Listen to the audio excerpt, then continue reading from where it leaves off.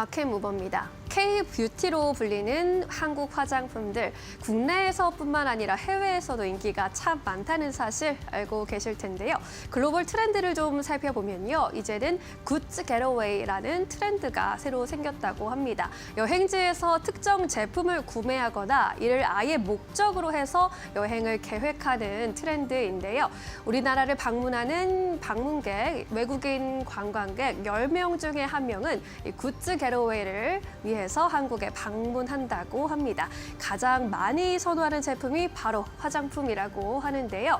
데이터를 보면 이 인기를 조금 더 확실하게 실감할 수 있습니다.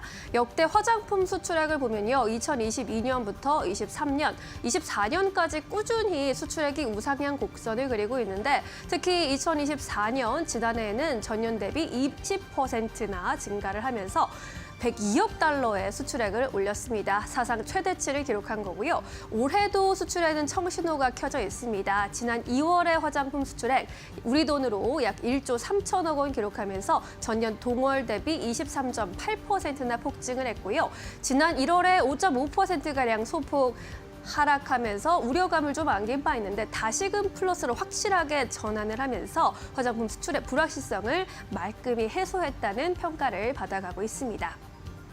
그동안 수출 국가에 대해서 미국 그리고 중국에 대한 이야기가 많이 나왔었는데 일본에 대한 수출도 이제는 좀 눈여겨볼 만한 부분이 될 것 같습니다. 컨설팅 회사인 베인&컴퍼니가 추산한 일본 내 K-뷰티 점유율이 2028년에는 이렇게 14%까지 늘어날 것으로 봤고요. 연평균 구매 비용 등이 20%씩 성장할 것이라고 내다보기도 했습니다. 이렇게 데이터가 안정적인 가운데 모멘텀도 확실히 잡히고 있는데요. 모멘텀 좀 모아보자면 일단 미국의 무관세에 대한 반사의 기대감 받아가고 있습니다. 뿐만 아니라 중국 쪽에서는 비자 면제, 노동절, 한한령 해제까지 긍정적인 이슈가 되고 있고요. 앞서 살펴드린 대로 일본 내 가파른 K-뷰티의 성장세 역시 하나의 모멘텀으로 작용합니다. 뿐만 아니라 국내에서는 봄 그리고 새학기 등을 맞아서 계절적인 성수기에 맞이했다는 평가와 함께 올해는 업황이 본격적으로 더욱더 개선될 것이라는 전망들 힘을 받고 있는데요. NH투자증권에서는 2분기 성수기에 진입하게 되면서 재차 성장 구간에 진입했다라는 평가를 내놨습니다. 또한 LS증권에서는 새로운 화장품의 카테고리를 계속해서 생정해 나가고 있다면서 양적인 성장 기대된다라는 의견 내놨고요.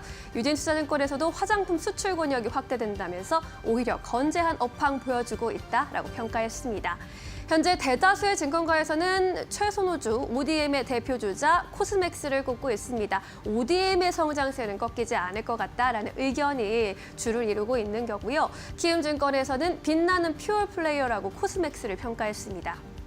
이번 연도 2025년 매출이 2조 5,330억 원으로 17% 증가하게 되고 영업이익도 24%대로 크게 증가할 것이라는 전망을 제시했고요. 법인별로 봤을 때는 국내가 성장을 주도하고 있는 가운데 중국과 동남아 등에서 성장이 또 가파르게 늘어날 것이라는 예상을 제시하고 있습니다. 나날이 더 빛나고 더 예뻐지고 있는 K-뷰티 안에서 꾸준하게 해법을 찾아가 보시는 것도 좋겠습니다. 마켓무버 전해드렸습니다.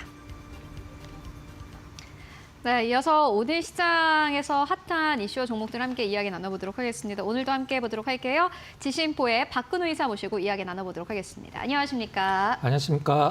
네, 이사님과 오늘 어떠한 시장 이야기 나눠보면 좋을까요? 지금 바로 주제 공개해 보도록 하겠습니다. 자동차주가 반등을 시작을 하고 있습니다.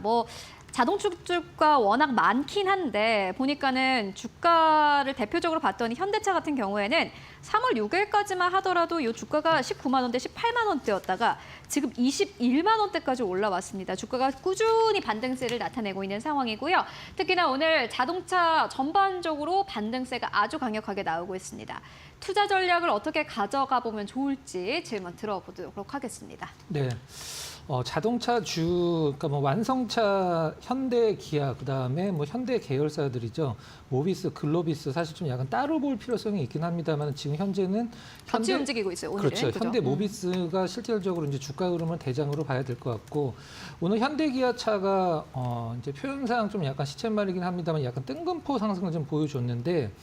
시장에서 이제 왜 올라가는지 어떤 이제 뉴스들이 이제 계속 나오잖아요. 이제 그런 것들을 좀 검색을 해보면 당연히 아직 실적 얘기가 나올 단계는 아니긴 합니다만은 두 가지 좀 약간 모멘텀이 있었던 것 같아요. 현대기아자동차가 이제 3천만 대 미국 시장에 이제 수출, 그다음에 판매를 앞두고 있다 이런 부분들, 그다음에 이거는 이제 좀 약간 많이 나온 뉴스는 아니긴 합니다만 한덕수 국무총리가 이제 복귀를 하면서 미국 쪽에 어떤 관세에 대한 그 협상 가능성이 좀 대두가 된다 이런 뉴스들도 있긴 했습니다만 시간상으로 이제 분봉상으로는 그건 제가 봤을 땐 맞진 않는 것 같고 수급이 좀 약간 괜찮아지는 게 가장 좀 주요한 부분인 것 같아요. 근데 현대자동차는 이제 현대기아자동차는 내수 자동차 회사는 아니니까 전 세계 글로벌 자동차들의 어떤 주가 흐름도 상당히 중요하거든요. 근데 지금 뭐 도요타라든가 폭스바겐 이제 테슬라는 제외를 하고 전기차만 만드는 데니까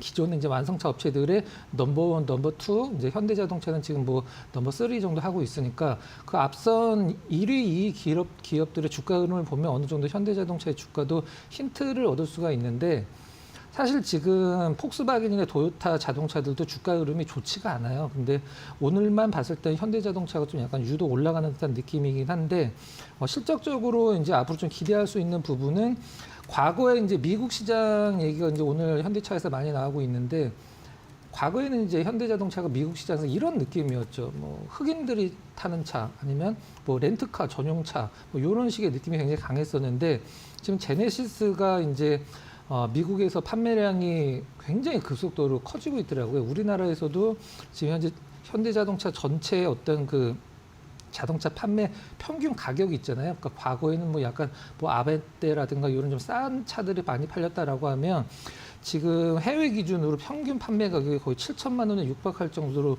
약간 좀 고부가가치 차종들이 많이 팔린다라고 그래요. 그래서 아시는 분들이 거의 없을 것 같아서 좀 말씀을 드리는데 작년에 현대자동차가 내수 기준으로 16년 만에 최저 판매 대수를 기록을 했죠. 근데 해외 쪽 판매에서 좀 약간 비싼 차들이 많이 팔리고 또 제네시스 위주로 국내에서도 좀 약간 한 대 팔았을 때 어떤 영업이익이 많이 남는 그런 자동차 위주로 팔렸기 때문에 현대자동차가 작년에 뭐 역대급 실적을 좀 기록을 한 것 같습니다.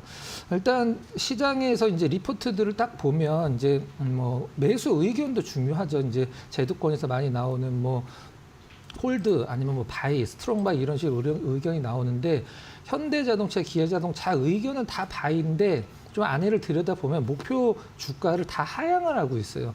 뭐 작년 12월에 리포트를 낸 애널리스트가 3월 달에 다시 내면서 매수 의견을 냈지만 목표가는 하향한다. 뭐 다 그런 건 아니긴 합니다만 제가 봤을 때는 한 7, 8월 정도는 목표가를 좀 하향하고 있더라고요. 그 중에서 그나마 좀 긍정적으로 보는 것은 현대차가 말고 기아차 쪽을 조금 더 애널리스트들은 좀 긍정적으로 보는 것 같아요. 제도권에서는. 일단 제 의견을 말씀드리면 투자 전략은 오늘 상승이 사실 무슨 어떤 이유가 있다라고 하면은 뭐 길게 안 갈 수도 있죠. 단발성 이슈로 끝날 수도 있는데 특별한 이슈 없이 이제 수급으로 올라간다는 것은 사실 굉장히 좀 긍정적으로 생각을 합니다. 하지만 글로벌 완성차 업체들의 주가 흐름이 아직은 좀 그렇게 좋지는 않기 때문에 현대자동차도 글로벌 완성차 업체고 기존에 이제 뭐 폭스바겐의 도요타들의 주가를 조금 더 확인을 하고 지금은 현대기아자동차를 좀 약간 관망을 하자 이렇게 말씀을 드리고 현대모비스는 주가 흐름 봤을 때 좀 약간 고가권 느낌이 있긴 합니다만 아직도 매수는 유효하다 이렇게 개인적인 의견 좀 전달해 드리도록 하겠습니다. 근데 글로벌 완성차 기업이라고 한다면은 뭐 어떤 거 말씀하시는 거예요? 폭스바겐 같은 경우에 사실 현대차랑 기아 쪽에 약간 점유율이 밀릴 수 있다라는 네. 이야기 때문에 보니까 좀 주가가 밀리는 것 같고 관세 이슈는 사실 현대차랑 기아가 어느 정도 흡수하지 않았나 하는 생각도 들거든요. 그렇게 네. 생각하시는 분들도 많을 것 같은데 글로벌 완성차 기업이랑은 조금 비교하기에는 좀 무리가 있지 않을까 하는 생각이 들거든요. 일단 그 폭스바겐이랑 현대자동차를 이제 차트를 갑자기 겹쳐서 보면 네. 올해 초죠. 올해 초에 좀 약간 디커플링 돼 있고 큰 흐름은 거의 같이 움직이거든요. 그래서 그런 부분들이 이제 제가 항상 중요하게 생각하는 거는 과거에 그랬다라고 해서 미래에 꼭 그럴 거라는 것을 담보하기 좀 힘들긴 하지만 그거는 근데 사실 그런 거 있잖아요. 현대차랑 기아가 이제 합쳐서 그 같이 파는 그 자동차 대수 자체가 폭스바겐을 이길 수 있다라는 그 보도가 사실 연초에 나왔었거든요. 그렇죠, 그렇죠. 그것도 중요하긴 한데 이제 전반적인 이제 자동차 경기를 대변할 수 있는 게 탑 업체들이기 때문에 뭐 현대자동차도 탑 업체긴 합니다만은 그런 쪽에서 먼저 좀 약간 분위기 반전이 나올 때 현대기아자동차도 이제 주가적인 측면에서 이제 그런 것들이 있거든요. 해외 쪽에서 이제 매수가 들어올 때 우리가 보통 뭐 마이크론을 뭐 하이닉스에 먼저 이제 주가 움직임을 보듯이 도요타나 그 폭스바겐들이 먼저 움직이면 기존에 이제 해외 쪽 자금들도 현대자동차를 보는 시선이 좀 약간 달라지거든요. 그런 부분들도 좀 약간 참고를 해야 될 것 같습니다. 네, 알겠습니다. 자동차 쪽 살펴보고 왔습니다. 다만 외국인 수급 봤을 때는 자동차 쪽으로 계속해서 수급은 들어오고 있습니다. 지난해 7월 이후로 완성차 쪽에 외국인들의 업종 보유율이 최저치를 다시 한번 기록을 했는데 아마 앞으로 좀 기대해 볼 수 있지 않을까 하는 생각 듭니다. 다만 박근우 이사님께서 말씀하셨던 것처럼 실적적인 측면만 봤을 때는 목표 주가를 하향하는 그러한 증권사도 많으니까요. 전체적인 흐름을 함께 체크해 보시는 게 중요해 보입니다.